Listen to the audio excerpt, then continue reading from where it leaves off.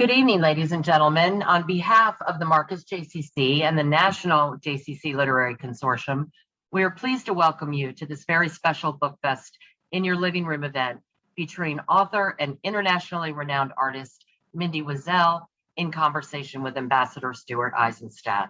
The two will be discussing Mindy's stunning new book, After: The Obligation of Beauty. The book, which is filled with full-color images of some of Mindy's beautiful artwork, is available from the official bookseller of the MJCCA, Acapella Books. If you'd like to ask our guests a question, please use the Q&A feature at the bottom center of your screen. And now it gives us great pleasure to introduce our honored guests. Ambassador Stuart Eizenstat is a senior member of Covington and Burling LLP's international law practice. During a decade and a half of public service, he has held a number of key senior positions in the Johnson, Carter, and Clinton administrations. Much of the interest in providing belated justice for victims of the Holocaust and other victims of Nazi tyranny during World War II was the result of his leadership during the Clinton administration as Special Representative of President and Secretary of State on Holocaust-era issues. His most recent book is President Carter, The White House Years, The Definitive History of the Carter Administration. Mindy Wiesel, an internationally renowned artist, author, and speaker, was elected to the Smithsonian Archives of American Artists in 2000. Her works are in the permanent collections of the National Museum of American Art, Oxford University, and the Israel Museum, among many other public and private collections. Ms. Wiesel lived and worked for more than 40 years in Washington, D.C., and now resides in Jerusalem with her husband. Next week, she will be awarded Germany's Presidential Order of Merit Medal, an honor she will share with Ambassador Eizenstat, who received the Order of Merit for his work on Holocaust reparations. And now, please welcome them both to our stage.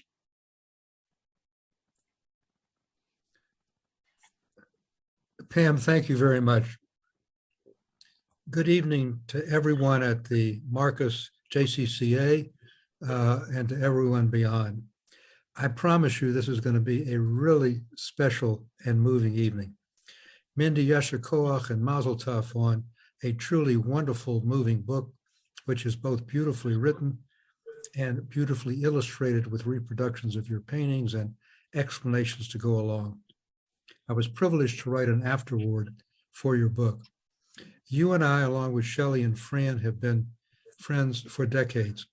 And when I moved to Brussels, along with Fran, to be ambassador of the European Union, we took through the Arts and the Embassies program some of your paintings. And when we came back to Washington, we were both absolutely stunned and overwhelmed that you actually donated one of your major paintings to our house. And we've since purchased many others, including a beautiful glasswork. So I can literally say, every single minute of every day that I'm in my home, you are a presence. You also did something very special, and that is you had a special exhibition after Fran passed away at the Krieger Museum in her honor. It's also a special treat to work with Pam Morton, her assistant Tiffany. I presented my own book on President Carter at the Atlanta Book Festival years ago. This festival is the best in the country, bar none. And coming back even virtually to Atlanta, my home, makes it even more special. So Mindy, let's start. As you know, I've devoted a great deal of my career to obtaining justice for Holocaust survivors through reparation. But your book really isn't a Holocaust book.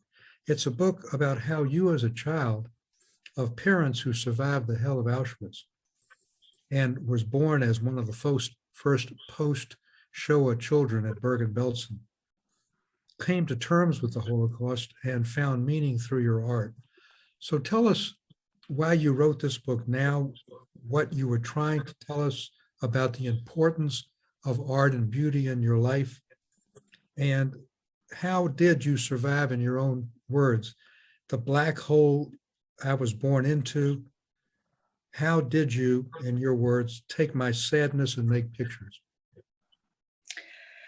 Stu, first of all, before I answer any question, you are the definitive definition of generosity. I had written to Stu Eizenstat, my distinguished friend, to ask him if he would be so kind as to write a blurb. And next thing I know, he said, I'll write anything you'd like. And I get this magnificent, magnificent writing. And I knew right away it had to be the afterword. And that is what we have, that beautiful book. Now, in answer to your question, and thank you everybody for joining us. It's really a great honor and privilege. The book, actually, Stu Eizenstat has more to do with the writing of this book than he even knows. In 2009, I wanted to write my story. It started out as my parents' story. I spoke to Stu. He suggested I contact so generously his literary agent immediately. I contacted him, started writing, and it was, what I realized very quickly, it was too soon. And it took 11 years to write this book. The reason it took 11 years is I didn't only sit and write. I exhibited, I became a bubby, I moved to Israel, I traveled, I lived a life. But when I could, I wrote. And the story, it's like really having written 10 books, 11 books. It started out my father's and mother's story, and then it became my story. And that's the focus of the book, after. What happened after these survivors came, not before. Thankfully, we have quite a legacy of writing on the Holocaust. And the reality is we should never forget the Holocaust, but how do you move forward from that? And how did I move forward from that? I was one of the first children born in Bergen-Belsen after the war, 1947. And as David Grossman put it very well in his book, Sea and Love, he says, one of the things he finds the most remarkable about the survivors is that they believed in having children, that they believed they could have children and that they wanted children. I had to survive having survivors as parents. I don't think, look, everybody has a before and everybody has an after. Everybody has a story to tell. And the question is, how do you move forward in life after? My story is after I was born, moving to New York, learning the language, watching parents being immigrants, having a bathtub in the kitchen in the Lower East Side, starting a life in Brooklyn, then moving to LA, and watching my parents work very hard. And I'm watching these two survivors who are so courageous. Now, the essence of the obligation of beauty, the subtitle, the essence of that is very simple. I'm often asked, did your parents talk about the Holocaust? My father did. My father was 20 years old, 19 when he showed up. He was liberated at 20. He shows up, they ask him, do you know how to shave a head? He said, sure. They give him a thing, he shaves the head so that he didn't know what he was going to do, but he had a job and he had a number, he was secure. My mother shows up in Auschwitz. She's in line with her whole family, everybody but 3 or 4 brothers, because one died soon after, were all killed in front of my mother. My mother was the only woman that survived her family. She was not given a number. She did not have a job. And she thought she was going to die every day for a year. Now, about talking about the Holocaust, my father talked about it all the time. All the time. There was not a Friday night. My mother was taken from the Pesach Seder. He would reference that. Every Chag, every holiday was starting with the Holocaust. Now, my father is 96, alive and well, lectures on the Holocaust at the Simon Wiesenthal Center, rolling up his sleeve to show his number. He's amazing. My mother, on the other hand, would not talk about what she endured or what she went through. In fact, I didn't really know how she survived Auschwitz. I write about it in the book, but how she survived Auschwitz till I was sitting Shiva for her at the age of 47. And that is in the book. It's an interesting chapter. But my mother really insisted that this only daughter of hers, I have a younger brother, 6 years younger. My mother lost a child between me and my brother, gave birth to a stillborn. And my mother insisted that I know the beauty of Inderheim, what existed before. So I am the after, and my obligation to beauty was so clear when my mother was dying, and she says to me, Mindela, don't let it die with you.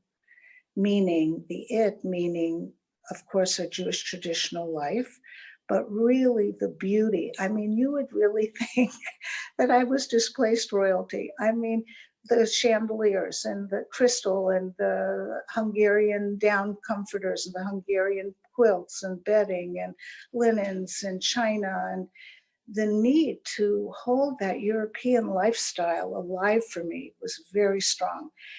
And then I felt this obligation of beauty. My mother appreciated it. She had roses near her till the day she died, till the minute she died.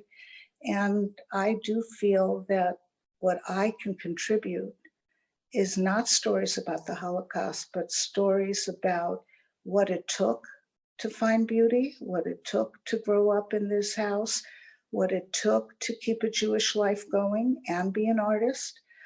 And I think that's, really the You essence. tell a magic story in your book about how your parents, after each survived Auschwitz, found each other in the Bergen-Belsen displaced persons camp where you were born shortly thereafter. But you describe in a remarkable way how a simple drawing, the only one your father ever did before or after, really got you started on this path of using art as a way of dealing with the past, not forgetting it, but putting beauty in your life. So maybe, Pam, we could use your bringing up that painting and a few others, because this is really what started you, and we'll let you narrate that. So Pam, would you be good enough, or Tiffany, to bring that painting up and a few others? That's, Stuart, that's such a good question to really get to how and when and why I started to paint. Obviously, growing up in an immigrant's home, I didn't go to museums. I didn't know about art books. I really didn't know very much about art, but I had a very good high school art teacher, and I was 14. And about that age, my parents had come to America with a little black suitcase, and that suitcase fascinated me. I'm going to speak about that drawing in a second. And in that suitcase, I found there were some family photos that were saved, rescued really after the war. And in fact, I have Shelley, my dear husband, brought me. Can you see this drawing here? Well, This we can is the see it on the live screen. one. Oh, okay, because I have the live one here in Israel with me in Jerusalem. This drawing was in a black notebook, just a little black notebook that had Yiddish letters, songs, everything written in Yiddish, which I read and write and speak. And I found this drawing, and my heart literally, I mean, I'm back there in that bedroom in Los Angeles, 14 years old, seeing this drawing, and I ran to my father and I said, what is this in your notebook? And my father said, well, he woke up one morning in Bergen-Belsen and the sun was coming up, and he felt after a year in Auschwitz, it was the most miraculous thing he'd ever seen. And he captured it in this pencil, kept the drawing. Unfortunately, you can't see it. You can see it in the book, but you can't see it here. On the lower right-hand corner, it's, I guess in the drawing, it's, no, lower right-hand corner, it says 1946. I immediately had my mother frame this. This is still in my home. I'm 74, so 60 years later, I'm still living with that drawing. It still inspires me. So that really got you started, and you, which is a wonderful story. You've described your art as abstract expressionism. So perhaps we can now look at a few others and you can explain what you mean by abstract expressionism and how those of us who are not artists can appreciate a painting that's not representational.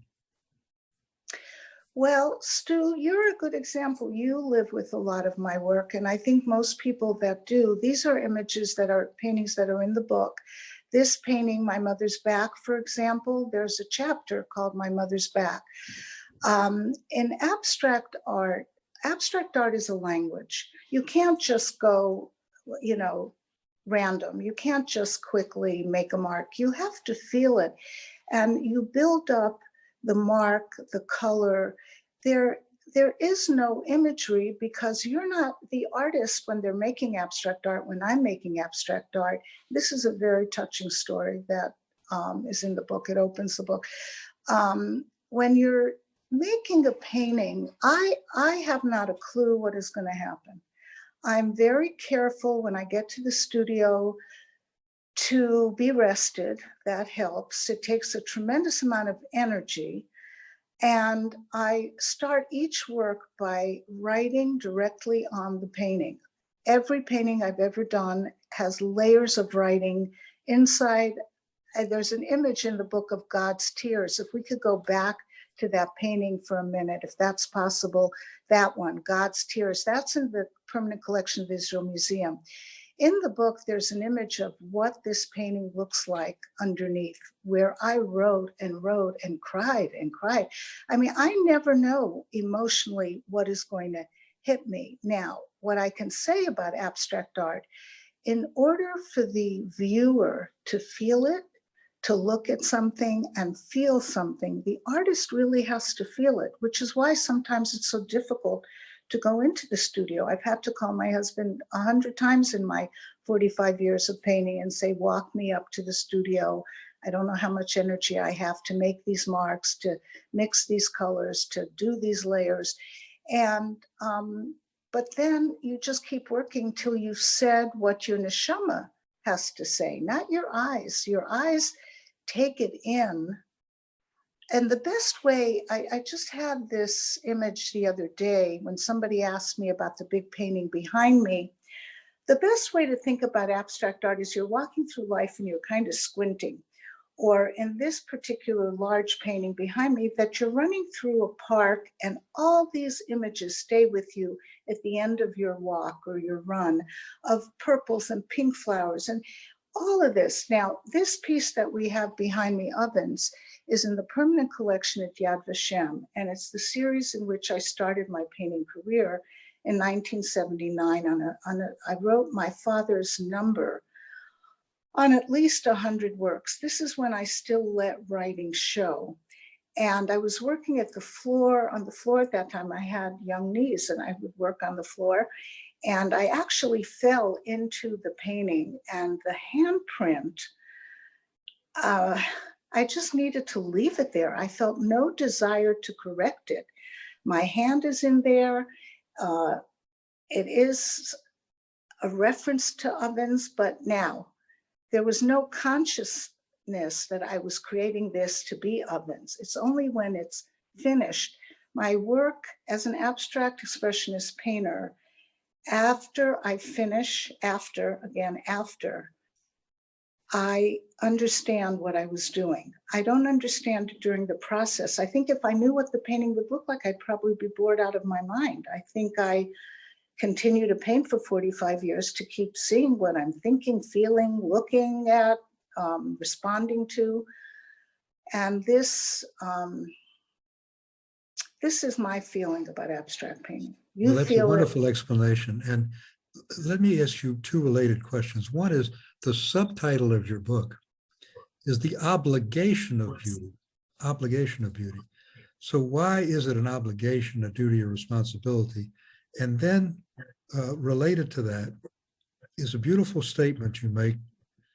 An artist's job is to make the work sing with whatever tune is playing in their heart at that given moment and is pleasing to the eye. So talk about both the subtitle, the obligation, and what you mean about making the work sing with whatever tune is in your heart. I think Stuart, your questions really are just the best. So basically, I kind of answered a little bit about the obligation of beauty earlier, that I felt this obligation to find beauty in my life. And as a painter and as somebody just alive in the world, thankfully, I see beauty. I feel obliged.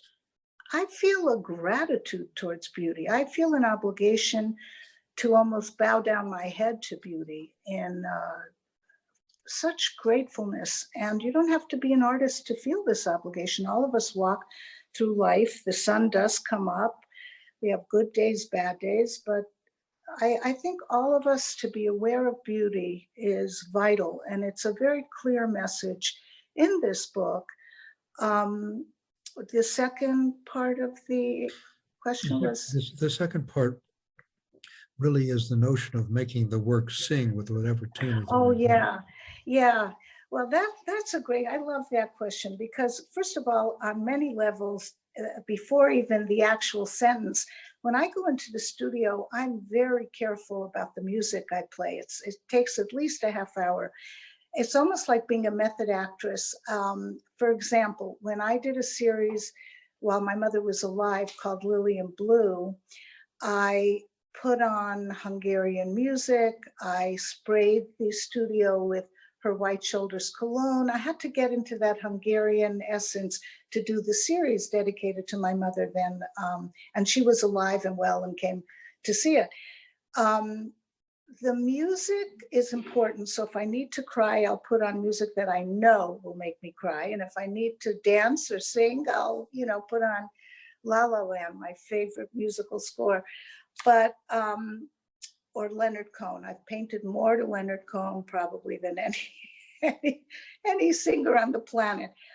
But in the reference to your particular sentence, Stu, you get to a point where you realize that the painting's almost done and you're not there. You just feel like you haven't pulled every ounce of yourself out yet. And then all of a sudden you make a mark with a color that you least expect and you say, oh God, it's done. It sings. And that is the moment I live for. And another thing that most people don't know, I mean, I haven't talked about this, I won't let a painting die. I mean, I am a willful Holocaust survivor's daughter. I will not let that painting die. I have no patience for artists telling me, well, they threw out this, they threw out that, I'm impatient. I want to work. I've lived not a traditional artist life in any way. There was no partying, and I dropped off my kids at the Jewish day school and went to the studio and then had to come home and then I had to be ready for Shabbat. And my life was very focused and directed. And to make art for me was an obligation because I was given the gift of making art. It was an obligation. I soon realized that I can create beauty, that I was given this gift. And I also realized that the beauty and the art together were giving me meaning in my life. So I want to say to everybody watching this, and we have a very large crowd doing so, this book will speak to us at many dimensions. We can enjoy the beauty of the art reproduced in it and your explanations, but most of us are not artists. But you have something else to say about beauty for those who aren't artists. And let me quote you and then you can explain. You say that, this is for those who aren't artists, it's simply stopping and paying attention to an activity that takes us out of our own complicated selves, that can give us respite. The beauty we find is the beauty we search for. That's a beautiful statement. So tell us non-artists what you mean by that. Well, it ties in with my obligation of beauty sentence. For example, when I'm walking with my grandchildren or friends or my husband, in fact, there's a chapter there on taking a walk in Jerusalem.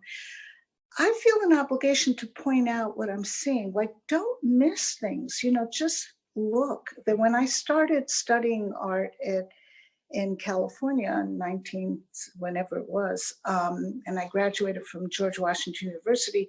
The theme all through my art career, art education, was an artist needs to see. Well, you don't need to be an artist to see. Somebody gives you a bunch of flowers, look at them, appreciate them, put them in the right vase, but people are artists too. That's the thing. It's so great. People make challah, they bake bread, they set the table, they organize their desk, they dress. I mean, But you can take a we walk all, and see beauty, you right? can, exactly, you take a walk and you see beauty, you stop for a minute, or you don't even have to stop. The truth is, I'm not a stopper. I run all day long, but my eyes and my heart are connected, and it gives me great comfort, and it makes the day every day very special. So one of the most compelling chapters in the book is called Lily, Let's Dance. I want you to explain what that meant from the doctor talking to your mom when she had cancer, but I also want you to talk about how after she passed away, you took threads from your mother's dress and made it into handmade paper on which you painted a beautiful painting. So talk about that chapter. It's really something special. Lily, Let's Dance. My mother was dying, and 2 weeks before she died, her oncologist, who actually had an aunt who was a survivor and was very kind to my mother, said to my mother, Lily, let's dance. And my mother was a very elegant, quite beautiful woman, and she loved the attention. Here she's on her deathbed and she's shining with the doctor saying, Lily, let's dance. And I left her hospital room, and that sentence just did not leave me alone. 2 weeks later, my mother dies, and I knew that I would be doing something in memory of my mother. I did use my mother as inspiration and my muse all through my life as a painter, 45 years of it. And my mother died, and for 3 months, I'm kind of walking around and just hoping that something was seeding. And I go to LA to go through her closets, and I see the 3 dresses that she wore traveling from Los Angeles to Washington, D.C. for all the years we lived there. She'd come twice a year, Sunday to Thursday. She'd never leave my father for Shabbat. So she'd come in these were called her comfortable traveling dresses, and they were also quite attractive. And it hit me like a ton of bricks. And right then and there, I called a factory, a paper making factory. And I was thinking, as I was dialing and looking up the number and dialing, I'm thinking, wait a minute, you can make paper out of wood, out of pulp, out of papyrus, why can't you make it maybe you can make it out of dresses. So I called the factory, and they indeed tell me that I can take these dresses and have them ground down, and we can make paper pulp. Not even 3 weeks later, I started the year project for my mother's yahrzeit. It was finished for the year, and my father came out to Washington for the exhibition. And I did an entire series of works called Lily, Let's Dance, with pieces of my mother's, not only pieces of her dress, but the paper itself was made out of that fabric. And one of those pieces is in the Israel Museum permanent collection also. So But that's a go ahead, beautiful Stu. story. On your father's side, you talked about how that very simple drawing really, when you were 14, got you started. But then you did a whole series of paintings with the number A3146, and you discussed this with Elie Wiesel, who's a cousin. Right. What was his reaction, and what were you trying to say in that series of paintings? I was 28 when I had my first studio in Washington, D.C., 8th and F Street. And I didn't know what I was going to paint. And I like to this day, I don't know what I'm going to paint, but I trust I'll paint as long. I have journals, Stu, of entries that say, will I have what to paint? This is like 45 years ago. Will I have what to paint? And I answer myself in the journal. I say, as long as I can feel, I'll have what to paint. So I'm kicking and feeling and painting. But then I out of nowhere, became obsessed with my father's number. Then I started to feel a little bit uncomfortable. Don't forget, this was 1979. There were no Holocaust museums. There was no Schindler's List. There were not the plethora of books that we have today. I mean, 1979, the Holocaust was, as you well know, was just starting to become a subject but being used in an art form. And I felt a little uncomfortable. So I wrote Elie Wiesel first because he was at Boston University. And then we had a conversation. And I was concerned. I didn't want to in any way commercialize my father's number. You know, I am a professional artist. But at that time, I wasn't exhibiting yet. And I did the series. Elie Wiesel says to me, Mindy, you clearly really feel the need to do it. And like, was a very interesting answer on his part, because he said, I tell my students who ask me if they can write, I tell them, if you can help it, don't do it. And he said to me, clearly, you can't help painting and you can't help doing these numbers, and you just do it. It's time. Well, this taught me a great lesson, because I was doing graduate work at American University. This really was the definitive moment in learning to trust myself as a painter. I go to my brilliant professor, Helene Hertzburn. I say, I'd like you to see these paintings I'm doing. They're very dark. That afternoon, she takes me to Jack Rasmussen Gallery. He's all of 28 years old. He says, these are very dark works. I don't know if I'm going to be able to sell them, but I'm showing them. And they were shown. They were then shown in a major exhibition, Contemporary American Jewish Art, curated by the curator at the Jewish Museum at the time, Susan Goodman. And then there were reviews, Grace Gluck in the New York Times, and then in the Washington Post, and all over. I was getting reviews for something that I did out of my heart. I didn't know if it would sell. I didn't know what I was doing. I didn't think about an audience. I just did what I had to do. That has not changed. That has not changed. I love all the people who have my work and love my work, but I paint because I need to say something. And if I'm not saying it, I'm not particularly happy. So I have my studio now. One of the paintings, and perhaps Pam could put it back up, is that pink painting, because you empathized with the people of Japan who had a natural disaster. You went to Japan, right, and you painted a number of beautiful paintings, and one is here. It's the pink painting. Yes. Right. So, Mindy, tell us about why you went to Japan and the kids you met there. It related in a way to the disasters you had seen your parents survive.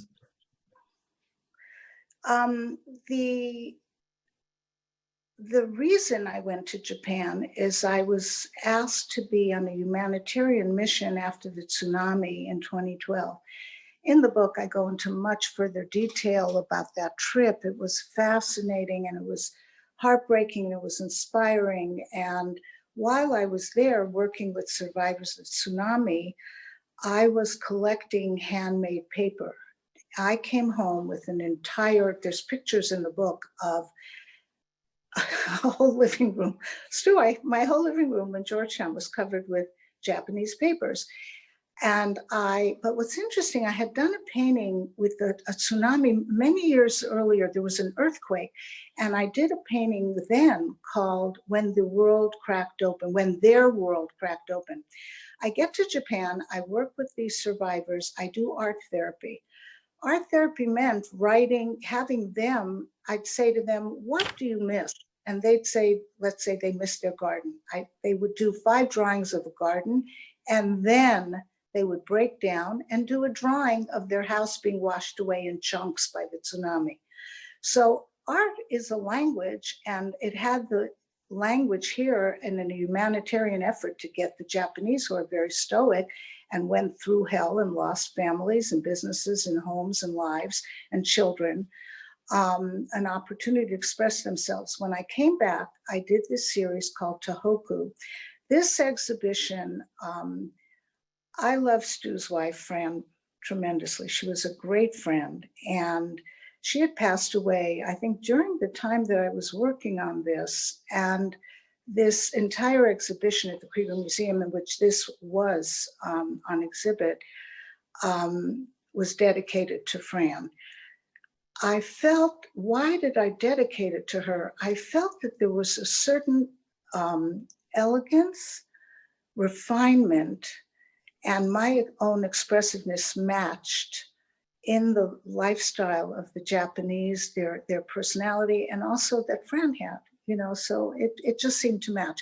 But I'm very interested in human emotion. I think if I would want my grandchildren, for example, to take away one thing about their Bubby, it would be that she was emotionally honest.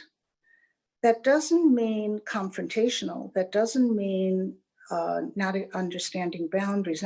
It's accepting responsibility for your own emotional life and being honest with yourself so that when you're expressing something, whether it's in writing or with a friend or a family member or in life with a coworker, you express your feelings after you've emotionally examined them. And my life through painting has been a tremendous emotional examination of what I feel, starting out with my father's number, which clearly I was grieving, right? And after my father series, the painting behind me, I talk about that as well in the book, that there was an explosion of colors, if I'd been on a desert with all those dark colors. And then I did Lily in blue, and there was an explosion of color. So I think for me, it's emotional honesty, it's expression, and I'm grateful every day of my life for this gift. It's all a gift. It's all a gift. Using your gifts. We live in an era of polarization, of division, of tension, of bad news. And I think that your book is a book that tells a broader lesson about how to live our lives in an important way, not just through art. And I was taken by a statement you have on page 117. Maybe you could read it for all of us, because I found it an absolutely compelling life lesson for all of us.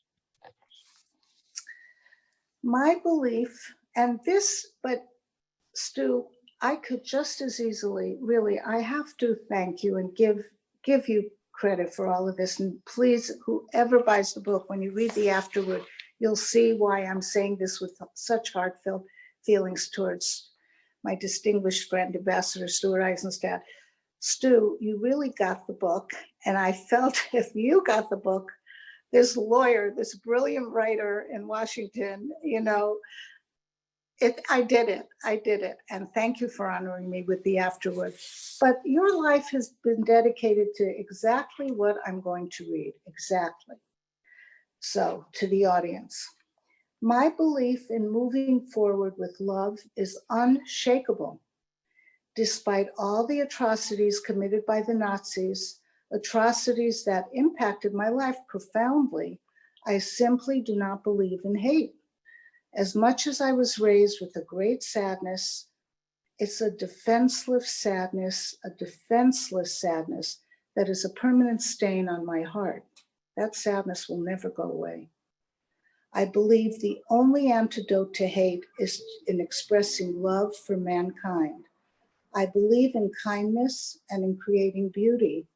We must not stand by passively.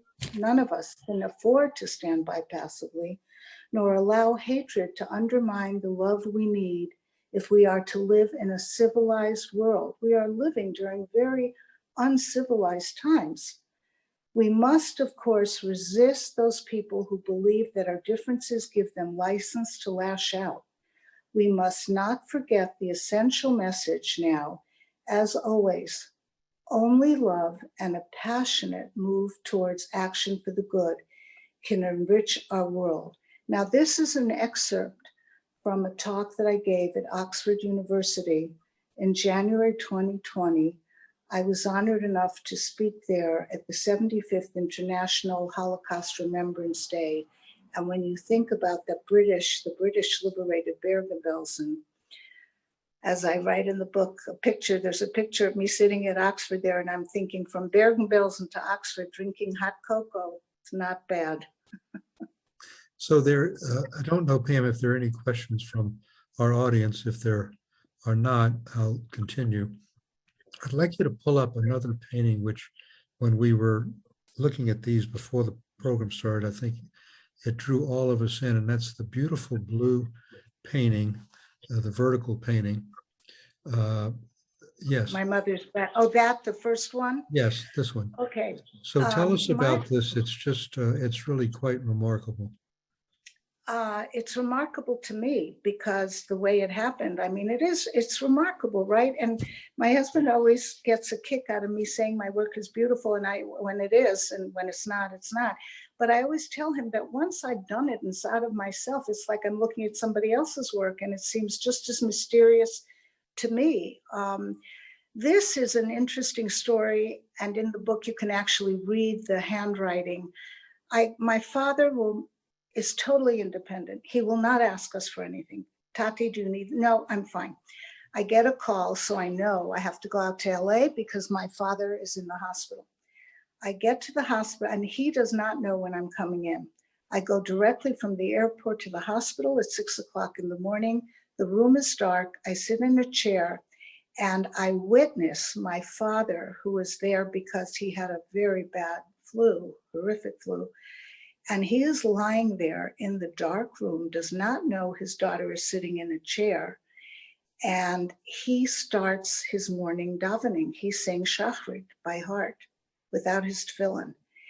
This moved me no end. And I wrote about it. And I sat there meditating while my father was davening. When I got back to the studio, I just was missing my mother something terrible. And my mother always represents blue. When she came to America, she was given a blue cobalt sweater set or a dress, something in cobalt blue, and that became her favorite color. And I find I use it all the time. But the painting is called Longing. It's a watercolor. I get back to my studio and I write about the experience, about watching my father pray while he is so sick, this survivor, and I'm meditating, and I was just filled with longing. And that blue rose, my mother loved roses, and talk about beauty. To me, that expressed everything in as simple a way as I could. And then, of course, I'm very hard on myself because when I finished it, I thought, well, should I be going more? And I thought, no, I'm just tired. I don't want to do anything more. This is it. This has to just be it. And it was it. Said what I wanted it to say. Andy, you mentioned something interesting, which is you don't throw paintings away. And in the chapter called Your Mother's Back, and there is a painting of that as well, you said that you were sort of completed the painting, but there was one section that was empty, and you couldn't figure out what to put on it. And I think this was Your Mother's Back. You want to just perhaps, Pam, we can look at that, and you can explain how you went several months, I think, before you really decided how to complete The next one, I think. that painting. The chapter, My Mother's Back, in the book and after, is actually one of my favorite chapters, a chapter that just really flowed, just like I'm talking to you right now. It just came out. The painting was not that kind of story. The painting was a year, and it was complicated. It was hard. And to understand the upper left-hand side of that painting, really, I think you'll enjoy reading. Stu, you write about that too. It's a story. That painting is really a story and a real process of how a painting happens. I was not aware when I did the painting, I don't know if you can see, but the fine line drawing at the bottom, I didn't even realize was like a child leaning over a mother, and the light coming through, and then the face, the oval on the lower left, and then the top is what finally, when I realized what that top of that painting was about, the painting got finished. But it was all about a fire and my mother's back. And you used to wash your mother's back, but also Yeah, she, that's what started this chapter so easily. I was taking a walk in Jerusalem, and I was thinking to myself, I have three daughters, Carolyn, Jessica, Ariana. I can't imagine asking any of them to wash my back. And there was like, no, it was like my mother's skin was my skin. And Stuart felt like living like that. You know, So- my mother washed my back every day. I washed her back. so we have two questions, I think, Pam, from the audience. Do you want to? I just want to say, I must love the two of you very much because I never turn my camera on out of doing these 90 of these. But I do love the two of you enough to do Q&A with you. And we do have two viewer questions. Mindy, the first is from Robin Sue Landsberg. She would like to know, how do you address the growing feeling that the younger generation has where they think there is too much emphasis on the Holocaust? Well, I think it's valid. Not that there's too much emphasis on the Holocaust, but I think that the young, you know, they read Elie Wiesel's Night in School.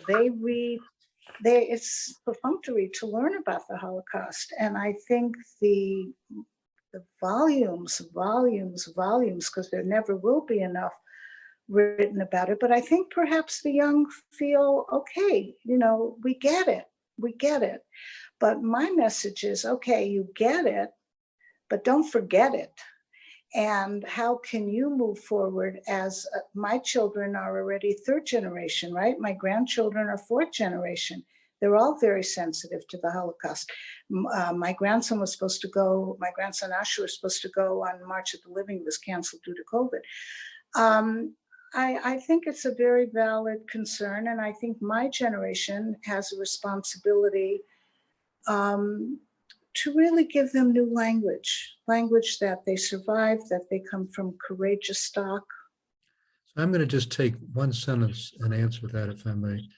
And that is, I've spent a large part of my life with Holocaust reparations for survivors and continue to do it. But the reason why it's important to study the Holocaust is not to look back alone. It's to Right. learn the lessons of what happens when the rule of law evaporates, when people don't stand up against intolerance, when people allow their neighbors to be vilified because of race or religion or ethnic. It speaks to all the problems we have today, and it's incorporating the lessons of the Holocaust that gives it its timeliness. Okay, so another question. Exactly. Beautifully stated, Stu, totally. So our next question, and I'm going to interject something in here because I want to tell our viewers that at the JCC in Atlanta, we just mounted a beautiful exhibit of Mindy's work, and it's on the halls of our main hallway. They're beautiful, and our visual arts director was responsible for putting that together with Mindy. So if you do live in Atlanta, please come to the JCC to see it. It's amazing. This question is from our visual arts director, Kim Goodfriend. Regarding your work with tsunami survivors in Japan, was there an opportunity to share your story and philosophy of finding, remembering beauty? And if so, did it resonate with the Japanese survivors, or was it too soon? First of all, Kim Goodfriend, thank you so much for putting this exhibition together. I do hope everybody gets to see it. It was work done in Jerusalem from a current series called Memory, Like Lace, is Full of Holes. And their original works, I hope you'll enjoy it. So Kim, thank you. When I was in Japan, this is a very good, an example of art being beyond language. I didn't speak Japanese, they didn't speak English. We communicated through our eyes, through our heart, through our translator. What I expressed to them is that I had been through it. I was empathetic. They could feel my genuine empathy towards them. I would hug them. There's a picture of me in the book hugging this elderly man who already was wearing a mask then in 2011. He had a cold, and working with them, loving them very much, feeling for them. They felt that. And then, of course, what did I do with them? I made art with them. One of the most pronounced memories of that, making art with them, was a young boy whose house was completely demolished in the tsunami, and he lost his grandparents in the tsunami. And through the translator, I asked him, what do you miss? And he said, I miss my books. And I said, okay, we're going to make a book. And we made books that day, and he drew in them and painted. And there's a photograph of this young boy. I'll never forget it. I think bottom line, ending this question period, it may be, but bottom line is art is something beyond language. The fact that I was able to put it all together in a book which has poems written over 45 years, journal entries, paintings, writing, I'm just very grateful. And I'm very, very grateful. I will be 75 in January, 75 years from being born in Bergen-Belsen. I will never get over that. And to have the opportunity to present this book with what I have lived is just a great, great, great honor and privilege. And Stu, thank you so much. And Pam and Tiffany and Kim and everyone at the Marcus JCC, I thank you for this amazing opportunity. Thank you. Well, it's been a really inspirational evening, Mindy, and I think it's really important that all of us buy the book, enjoy the art, read your reflections, and be inspired by how you have found beauty in life when you came from such a hellish beginning. And it should inspire all of us when we have much less problems to deal with, to find beauty in our own way in our life. And your book really helps us do that. So Yasha Koach, thank you so much. Thank you, Stu. Thank you so much. Thank you, everybody. It's great. Great questions. Brilliant. Thank you.